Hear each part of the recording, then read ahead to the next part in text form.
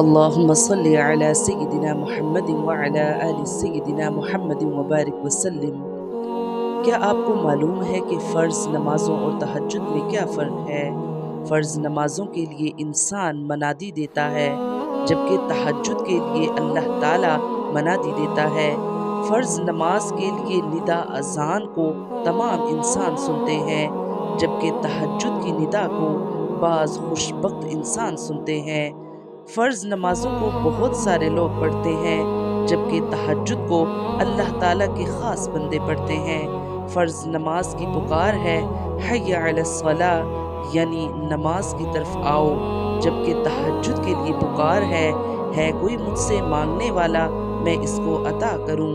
अल्लाह ताला हमें तहज्जुद की मोहब्बत और इसे पढ़ने की तौफीक अता फरमाए।